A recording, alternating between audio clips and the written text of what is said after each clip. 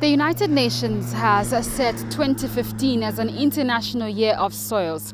This is because the international agency looks at the importance of soil not just for the ecosystem, but also food security for countries around the world. Today on News in Depth, we'll be exploring the subject of effective soil management. We'll be talking to some farmers, and later on we'll be getting Zambia's policy position when it comes to effective management of soil. Welcoming you to the program, my name is Pennifer Nyirenda. Stay tuned.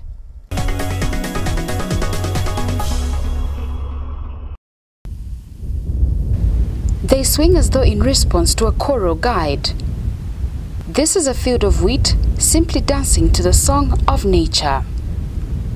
It is such a successful production that makes one enjoy a practice of farming as indication of a bountiful harvest ahead. But this wheat, like other agricultural produce, is dependent on a good foundation for guaranteed healthy growth.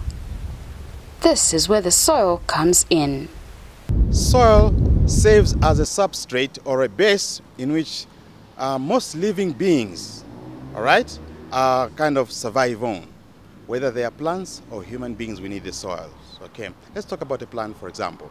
Plant, for them to grow, they require soil because soil provides them nutrients.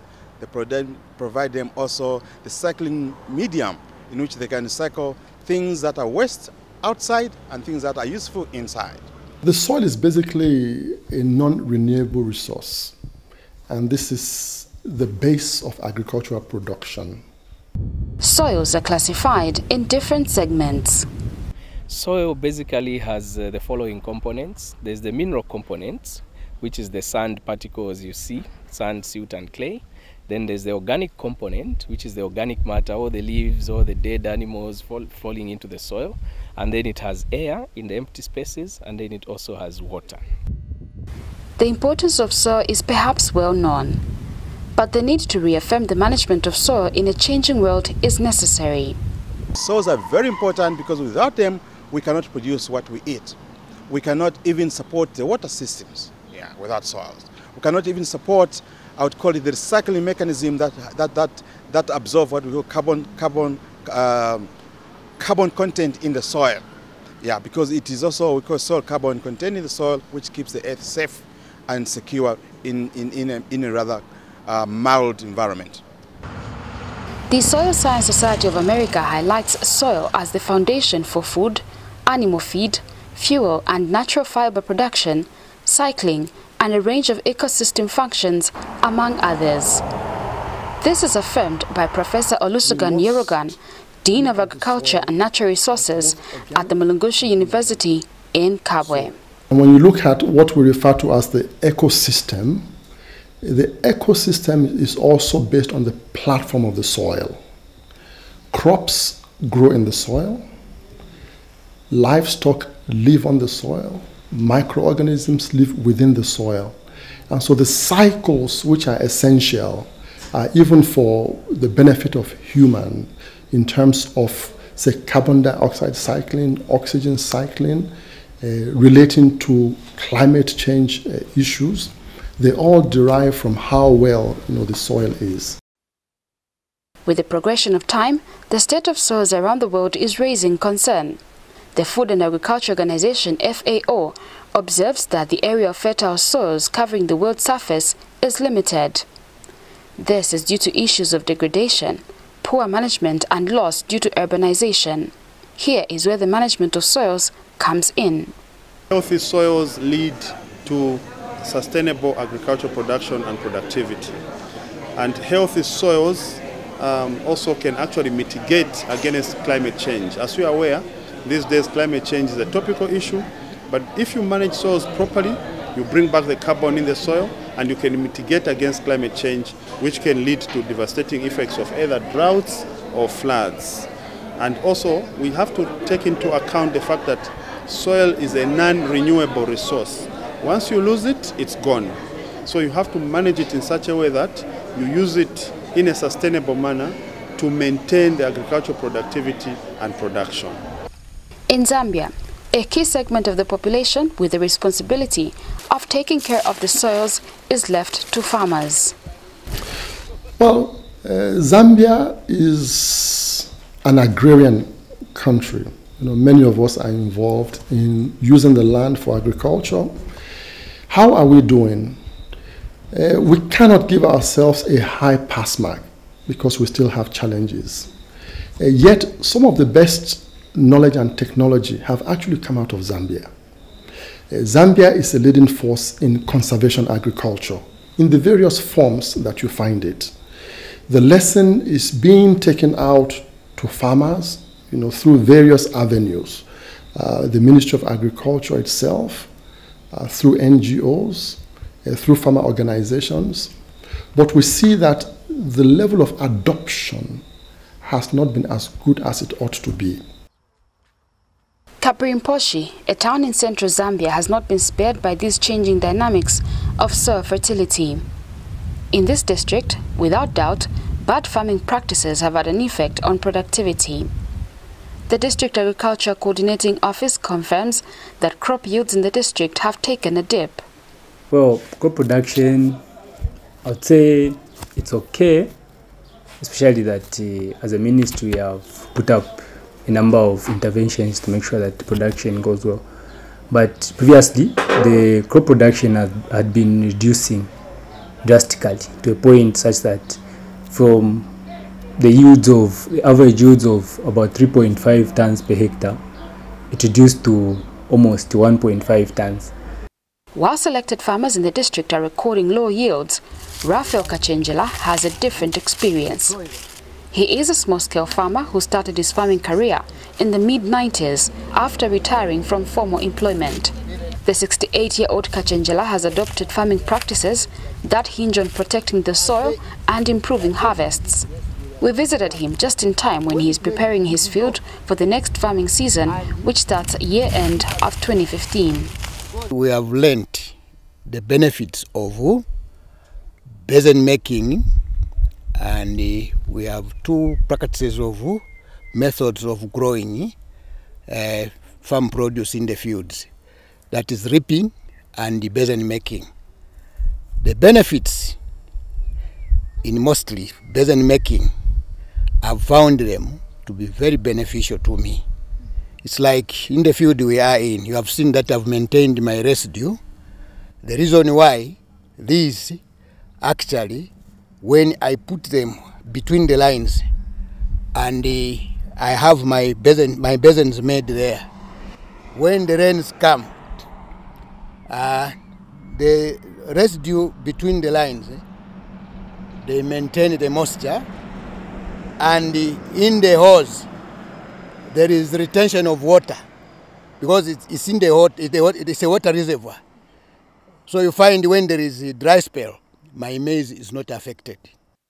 The basic illustration of what is in his field is that residue from his last farming season has not been completely cleared. It is in these residues that nature has a platform to regenerate soil nutrients. Here, some ants have invaded maize stalks from the previous crop harvest in Mr. Kachenjela's field. However, little do these creatures know that their free meal is part of the soil nutrients regeneration process. Their eating away of the maize stalk remains helps disintegrate the maize stalks into manure for the soil. Why actually I take these practices are good is that they have given me a very good yield. And at the same time, my soil has remained intact. In the traditional way of cultivating, you find the whole land is disturbed. But with conservation agriculture, you don't actually tamper with the whole land. So you find the land remains intact. I only touch where I've done the basins, that's where I plant. But the other soil remains intact. And as a result, you find my soil has been good throughout 1999. The practice in Mr. Kachenjela's farm is confirmed by scientists who note that this helps to improve the nutrient retention capabilities of soils. So for a soil to be able to hold nutrients, it needs to have certain properties. So like if it has a lot of clay in it and a lot of organic matter in it, it will be able to hold more nutrients. But in situations where the soil has very little clay. It is very sandy, which is common on most Zambian soils, sandy loam, or it has very little organic matter, which is very common in most Zambian soils. Then the capacity of the soil to hold nutrients is really depleted. So we really need then to do something to improve the nutrient holding capacity of soils. So that is where now we come in as scientists to do research and try and find various soil amendments. Plenty of techniques are available. The most sure way and most easy way first is to improve the organic matter content. It is very easy. We can add manure to the soil. We can leave the residue, crop residue in the soil. We don't burn our fields. We discourage that so that you build up on the organic matter content of your soil. Next to Mr. Kachenjela's farm is another field owned by his older brother, Spider. As part of preparation, his brother has evidently been burning his portion for the next farming season. This, Mr. Kachenjela says, breaks his heart as he outlines why burning fields is a bad practice. Burning of field, one thing you burn the organic manure, which is very important in the field. Two, you encourage a lot of soil erosion like this time, wind, when it passes. It will wear out all the soil. It will go because the field is bare. Like here, if wind comes, it will not collect my soil. It will be there. This dissatisfaction is shared by Rajendra Kumar Patel, a renowned commercial farmer in Kabwe. You cannot just take things from soil. You have to also give back a bit. And it is very important to look after soil. Otherwise they deteriorate and they'll become desert finally. Yeah. What we need to do is maintain them. There are a lot of scientific issues involved in that. Liming, that is to control the pH. Not burning. Matches is the most expensive in this country because we tend to burn our fields and grasses everywhere. We're losing water retention. Tree planting is also very important for water retention. We seem to have lost a lot of forest in the last 35 years. And the only way to get back online is bring back the pH up, stop burning, and plant trees. Mr. Patel has been a farmer for 35 years. He has been growing crops like tobacco and vegetables, but he has now started growing wheat. We joined him during the process of applying lime in the field as part of his preparations for the next crop. He now explains why this is important. The reason why we apply lime is to improve the pH of soil. And the reason why we need to improve the pH of the soil is when we apply inorganic fertilizers like, let's say, D-compound, which has a composition of nitrogen, phosphorus, potash, sulfur. It makes them more readily available to the plant roots, and also the micronutrients from the soil. And it is important to lime to make sure that the soil remain porous and healthy. He believes that training in effective soil management is a necessity for farmers. His efficiency is catalyzed by the extension officers whom he consulted at the beginning of his career. Initially, way back in the 80s, when the research stations were more functional, I used to go to the research stations to go and pick up ideas. I have also done a lot of reading, and from time to time I read a lot on the soil management subjects. These days, you know, technology is very good. There is iPad. Punch the button how to maintain soil, and it will give you all the ideas. The responsibility to change the poor farming practices essentially lies on government through a policy that promotes conservation farming. As a government of the Republic of Zambia, through the Ministry of Agriculture, we have actually proclaimed conservation agriculture as a mitigation measure to enhance agricultural production and productivity. The advantage of conservation agriculture is that it targets sustaining the soil fertility status. Now, we must also realize that when we talk about management of soils, it's not just about application of fertilizers. Yes, application of fertilizers is good, but we have to make sure that First of all, the soils themselves are tested before any intervention is put in place. So once the soils are tested, then we can determine what rates of fertilization to use. Over-fertilization in itself is also not good. Remedial measures are being applied at district level, as affirmed by the Agriculture Administration in Kapirimposhi. We've been intervening through introduction of the conservation agriculture technologies. These are just technologies that aim at mitigating or rather improving the soils through minimum soil disturbance, crop rotation, and as well as residue retention. That is the major technology that we've been promoting with the farmers. The farmers are also being trained to grow crops that rebuild the nutrition capacity of the soil. This is being done by planting various cover crops that include sun hemp, Tephrosia candida, and other varieties of legumes. Talking about seed multiplication, and especially for legumes, and looking at the challenge that we have as farmers across the country to improve our soil fertility, there should be a backup, because we are promoting a number of seeds of legumes that grow within our environment. And key among these is Tephrosia, which we have behind here. This is Tephrosia candida. It was imported from Madagascar. So we are promoting just not just Tephrosia candida, there's also sun hemp, and then we have got velvet beans and jack beans, which we have somewhere here. Those are the leguminous plants which we are multiplying, and each one of them has a capacity to produce a lot of seed. Environmentalists have firm belief that good soil management will not just improve crop yields, but will also protect the environment. If we open the soils too much, we're allowing the covering of the soils to be washed away when the rain comes. Okay, right? Or if we take away the cover of plants, we make the exposure of the soils to degradation. Those elements are very destructive, and the productive base of the soil is not available to be used by either plants or human beings. And therefore, we have a problem with our productivity of arrays of things, including our food crops.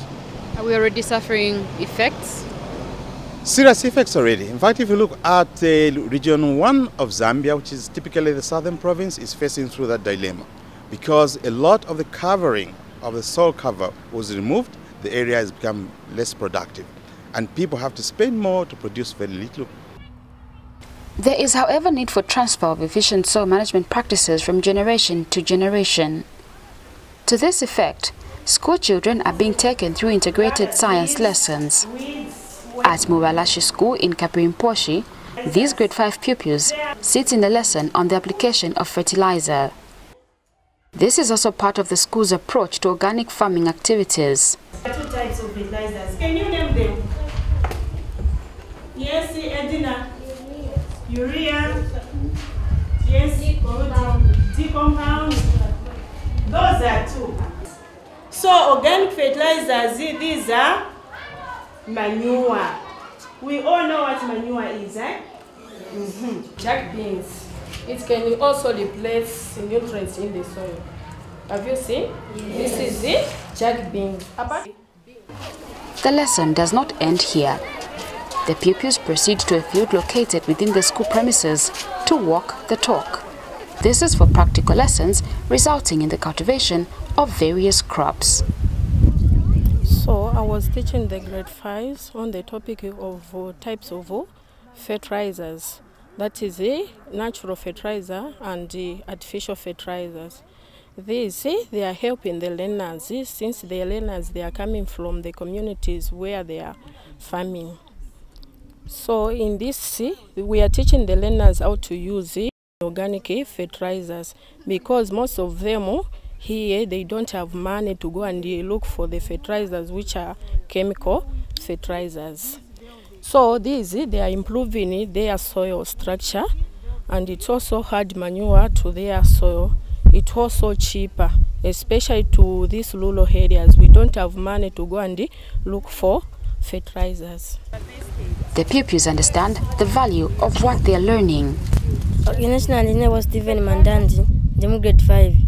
For tufunda pomwi science ati mwilo wa mwali ba menshi uko wati ifili mwafile kula bwana ngumfula tairokere but still mwilo wa mwali ba amenshi ero nomba pali fertilizer twasambira ati ifine babyale velvet fila furisha ko kubika manyowa mu mushiri ukulunda pokwe wati umushiri wirapo manyowa sana. My name is Edna Njov. I am in grade 5. Velvet beans bamaddamu bale tusambisha ati velvet beans ila kushomushiri bwino titwa tulesana kuno kumabala mukudima balatupera kuna kunganda twayirimako.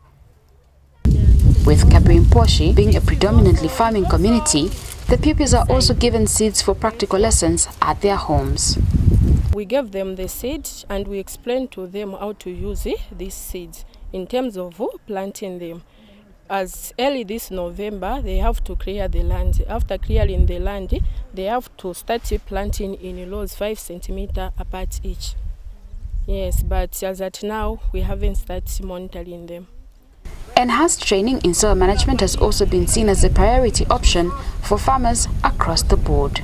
These days, we have a lot of community radio stations, and so we also come up with programs at community radio stations where we discuss these topics not from a scientific point of view, but in a language that people can understand. Because basically we just tell them that whatever you grow actually comes from the soils. So you have to maintain your soils very well. Everybody has a responsibility, whether in the rural or in the urban, because ultimately the effects of damaging the soil, which lead into variations or variability in the climate or climate change, as others say, affect all of us. We have a bloated extension department, and we have agricultural extension everywhere. But one thing we do realize is that the materials that these extension officers are supposed to be using are not up to date. So one thing that we do is that we train extension officers. The concerns of poor soil management are also raising global attention. The United Nations 68th General Assembly has designated 2015 as an International Year of Soils. This is with the objective of increasing awareness and understanding of soils in relation to food security and ecosystem sustainability. This is why the changes Zambia is making in effective soil management are also taking a regional approach. At a regional level in Southern Africa, we are working with partners at that level. For instance, the CADESA standing for the Center for Coordination of Agricultural and Agricultural Research Development in Southern Africa. In Eastern Africa, we are looking at ASARECA. In Western Africa, we are looking at another organization. These are sub-regional organizations that actually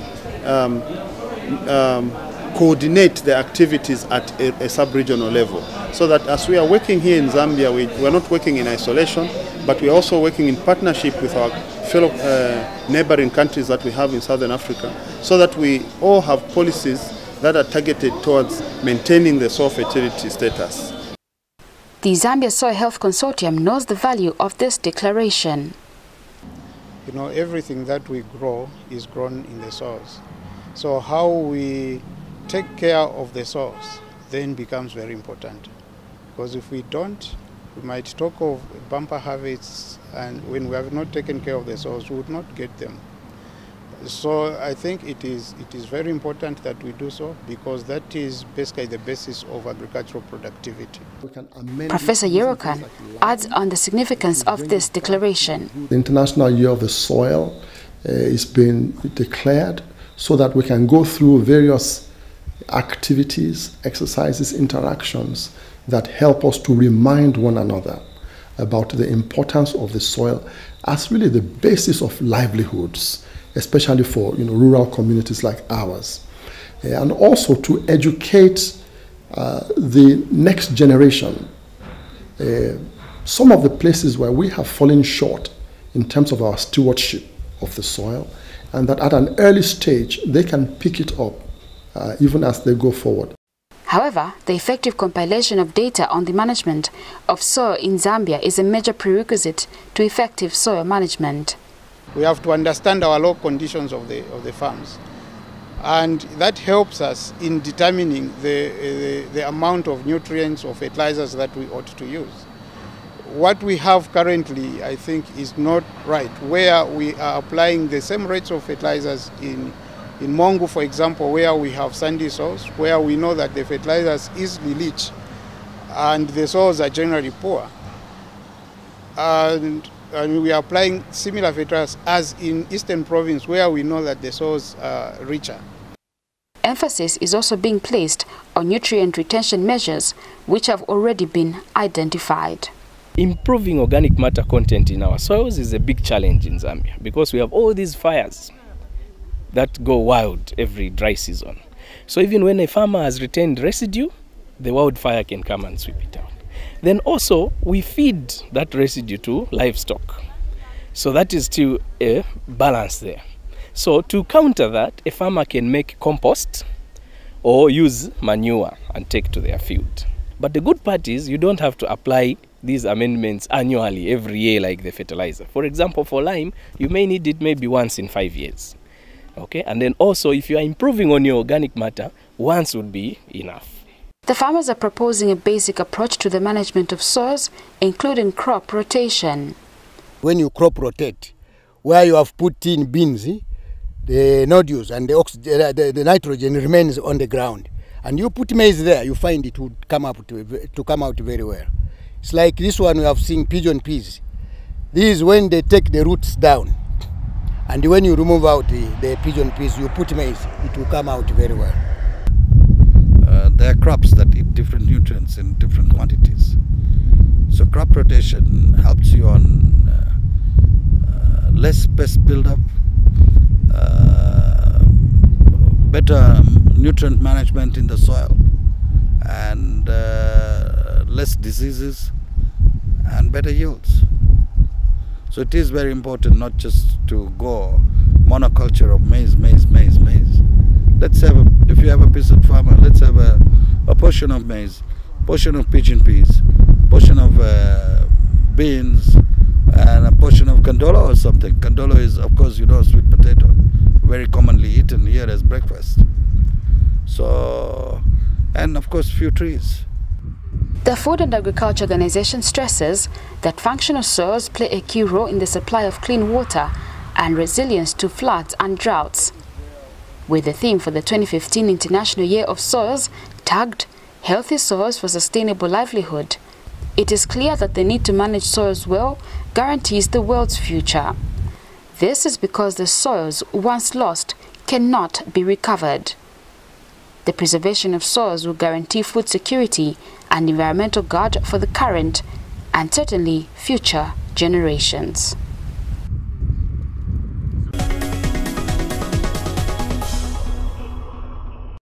Well, we have learned on today's program that poor management of soil, such as the burning of a field like the one we are in, is actually bad for the management of our soils.